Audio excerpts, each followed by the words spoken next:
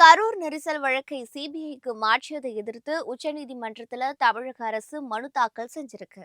கரூர்ல கடந்த செப்டம்பர் மாதம் 27ஆம் தேதி தாவேகா தலைவர் விஜய் பிரச்சாரத்தின் போது கூட்ட நெரிசல்ல சிக்கி குழந்தைகள், பெண்கள் உட்பட 41 பேர் உயிரிழந்தாங்க.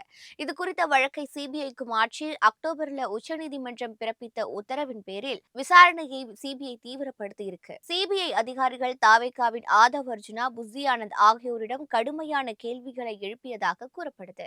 இந்த நிலையில கரூர் நெரிசல் வழக்கை சிபிஐக்கு மாற்றி உச்சநீதிமன்றம் பிறப்பித்த உத்தரவை ரத்து செய்ய கோரி தமிழக அரசு சார்பில் மனு தாக்கல் செய்யப்பட்டிருக்கு. சென்னை உயர்நீதிமன்ற உத்தரவின் கீழ் அமைக்கப்பட்ட சிறப்பு புலனாய்வு குழுவே இந்த வழக்கை மீண்டும் விசாரிக்க உத்தரவிட வேண்டும் என மனுவில் தமிழக அரசு கேட்டுக் கொண்டிருக்கு. நீதிபதி அருணா ஜெகதீசனின் ஒரு நபர் ஆணைய இடைநீக்கத்தை ரத்து செய்யுமாறும் இவ்வாணையம் தனது பணிகளை தொடர அனுமதிக்கப்பட வேண்டும்னு கோரப்பட்டிருக்கு. சிபிஐ விசாரணையை மேற்பார்வையிடும் 3 பேர் கொண்ட மேற்பார்வை குழுவிலும் மாற்றங்கள் செய்ய வேண்டும் என தமிழக அரசு கேட்டுக் கொண்டிருக்கு.